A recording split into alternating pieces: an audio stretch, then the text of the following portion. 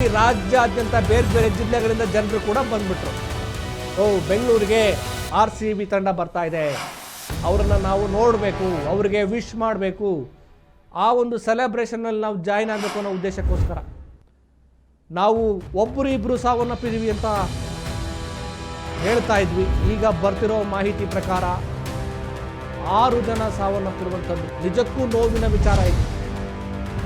ಯಾರಿಗೂ ಕೂಡ ನಿರೀಕ್ಷೆ ಇರಲಿಲ್ಲ ಇಂಥದ್ದೊಂದು ದುರಂತ ಉಂಟಾಗುತ್ತೆ ಅಂತ.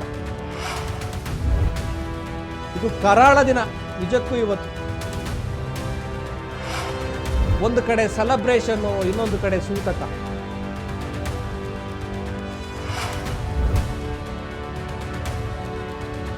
ನಮಗೆ ಬಂದಿರುವ ಮಾಹಿತಿಯ ಪ್ರಕಾರ 100ಕ್ಕೂ ಹೆಚ್ಚು ಜನರು ಅಸ್ವಸ್ಥರಾಗಿದ್ದಾರಂತೆ. ಕಾಲ್ ತುಳಿತ ಉಂಟಾದ್ರೆ ಬಹಳ ಕಷ್ಟ. ಆ ಒಂದು ನುಗ್ಗಲ್ಲಿ ಯಾರು ಏನು ಮಾಡ್ತಾರೆ, ಯಾರನ್ನ ಯಾರು ತುಳಿತಾರೆ ಅನ್ನೋದೇ ಗೊತ್ತಾಗಲ್ಲ. ಇದಕ್ಕೆ ಪ್ಲಾನ್ ಮಾಡ್ಕೋಬೇಕಾಗಿತ್ತು. ಅವ್ರನ್ನ ಕರೆಸೋದೇ ಆದರೆ ಆ ಒಂದು ಸಂದರ್ಭದಲ್ಲಿ ಎಷ್ಟು ಪಾಸಸ್ ಅನ್ನ ಕೊಡಬೇಕಾಗಿತ್ತು. ಹೀಗೆ ಓಪನ್ ಆಗಿಬಿಟ್ರೆ, ಎಲ್ಲರಿಗೂ ಫ್ರೀ ಅಂತ ಬಿಟ್ರೆ ಎಷ್ಟು ಜನನಂತ ಕಂಟ್ರೋಲ್ ಮಾಡ್ತಾರೆ ಪೊಲೀಸರು.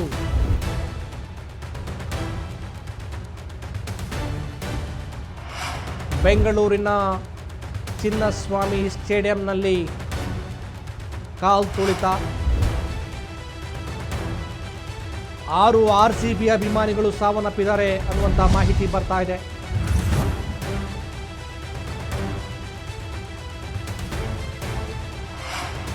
ಪೊಲೀಸರಿಗೆ ಕಂಟ್ರೋಲ್ ಮಾಡಕ್ಕೆ ಸಾಧ್ಯನೇ ಆಗಿಲ್ಲ. ಏಕಾಏಕಿ ಅಷ್ಟೊಂದು ಜನ ಜಮಾಯಿಸಿದ್ರೆ ಏನಾಗಬೇಡ. ಈಗಾಗಲೇ ಅಸ್ವಸ್ಥರನ್ನ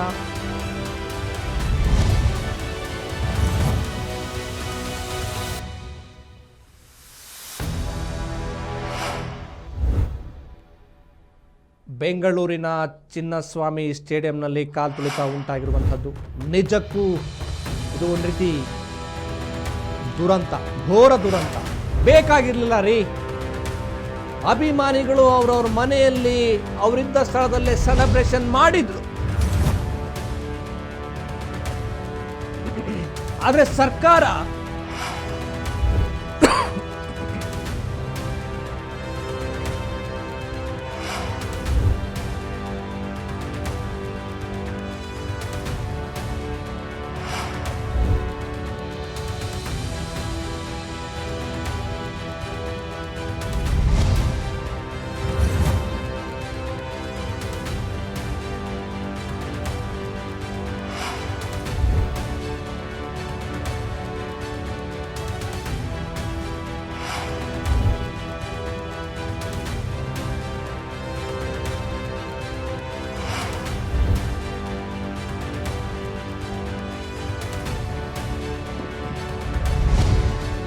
ನಿಜಕ್ಕೂ ಇದು ಕರ್ನಾಟಕದ ಪಾಲಿಗೆ ಅತ್ಯಂತ ಕರಾಳ ದಿನ.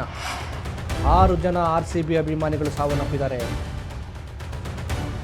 ತಾವು ಇಷ್ಟಪಡುವ, ಸತತವಾಗಿ ಸುದೀರ್ಘವಾಗಿ RCB ತಂಡವನ್ನೇ ಬೆಂಬಲಿಸಿಕೊಂಡು ಬಂದಿರುವಂಥ RCB ಅಭಿಮಾನಿಗಳು ತಮ್ಮ ನೆಚ್ಚಿನ ಆಟಗಾರರನ್ನು, RCB ಕ್ರಿಕೆಟ್ ಆಟಗಾರರನ್ನು ನೋಡಬೇಕು.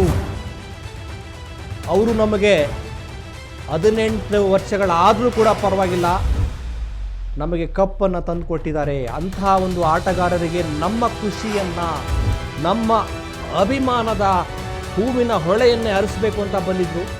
ಆದರೆ ದುರಂತ ಆಗಿದೆ. ಬೆಂಗಳೂರಿನ ಚಿನ್ನಸ್ವಾಮಿ ಸ್ಟೇಡಿಯಂನಲ್ಲಿ ಕಾಲ್ ತುಳಿತ ಉಂಟಾಗಿ 6 ಜನ RCB ಅಭಿಮಾನಿಗಳು ಸಾವನ್ನಪ್ಪಿರುವಂಥದ್ದು. ನೀವೀಗ ದೃಶ್ಯಾವಳಿಯಲ್ಲಿ ನೋಡ್ತಾ ಇದ್ದೀರಿ ಯಾವ ರೀತಿ ಆತಂಕದ ನುಗ್ಗಲಿನ ಪರಿಸ್ಥಿತಿ ಅಲ್ಲಿದೆ ಅನ್ನುವಂಥದ್ದನ್ನು. ಎಷ್ಟು ಜನ ಅಂತೇಳಿ ತಡೆಯೋಕ್ಕಾಗತ್ತೆ ಹೇಳಿ?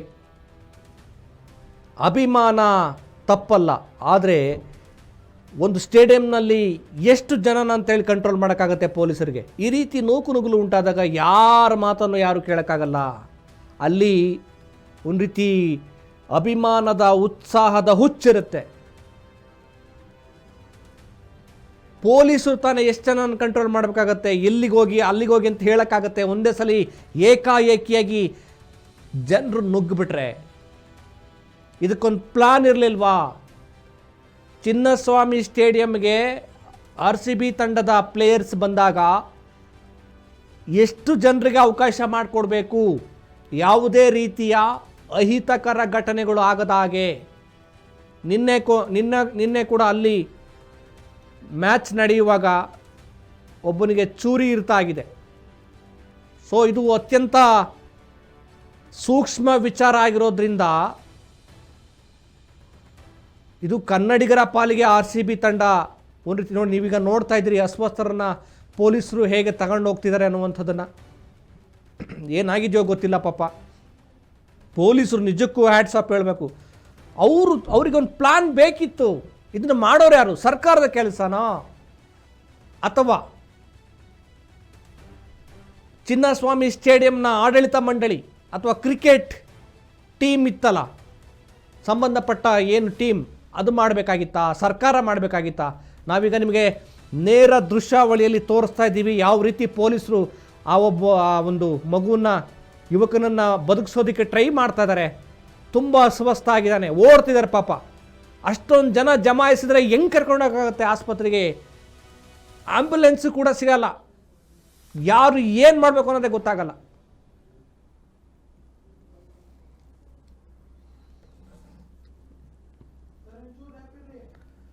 ಬೆಂಗಳೂರಿನ ಚಿನ್ನಸ್ವಾಮಿ ಸ್ಟೇಡಿಯಂನಲ್ಲಿ ನೂಕು ನುಗ್ಗಲು ಉಂಟಾಗಿದೆ. RCB ಅಭಿಮಾನಿಗಳ ಕಾಲ್ ತುಳಿತ ಉಂಟಾಗಿರುವಂಥದ್ದು. ವಿರಾಟ್ ಕೊಹ್ಲಿ ಅವರನ್ನು ನೋಡಬೇಕು, ಅದರ ಜೊತೆ RCB ಇನ್ನಿತರೆ ಕ್ರಿಕೆಟ್ ಪ್ಲೇಯರ್ಸನ್ನು ತುಂಬ ಹತ್ತಿರದಿಂದ ನೋಡಿ ಆ ಒಂದು ಸೆಲೆಬ್ರೇಷನಲ್ಲಿ ನಾವು ಕೂಡ ಸಾಕ್ಷಿಗಳಾಗಬೇಕು ಅನ್ನೋ ಉದ್ದೇಶಕ್ಕೋಸ್ಕರ ಕರ್ನಾಟಕದ ಬೇರೆ ಬೇರೆ ಭಾಗಗಳಿಂದ RCB ಅಭಿಮಾನಿಗಳು ಬೆಂಗಳೂರಿನ ಚಿನ್ನಸ್ವಾಮಿ ಸ್ಟೇಡಿಯಂ ಹತ್ರ ಧಾವಿಸಿದರು. ಆದರೆ ಅಲ್ಲಿ ನಡೆದದ್ದೇ ಬೇರೆ. ಎಲ್ಲರಿಗೂ ಫ್ರೀ, ಎಷ್ಟು ಜನ ಬೇಕಾದರೂ ಬರ್ಬೋದು, ನೋಡ್ಬೋದು ಅಂತ ಅಂದರೆ ಅದಕ್ಕೇನು ಬೆಲೆ ಇಲ್ವೇನ್ರಿ? ಅದಕ್ಕೊಂದು ರೀತಿ ನೀತಿ ಇಲ್ವೇನ್ರಿ? ಇದಕ್ಕೆ ಯಾರು ಹೊಣೆ?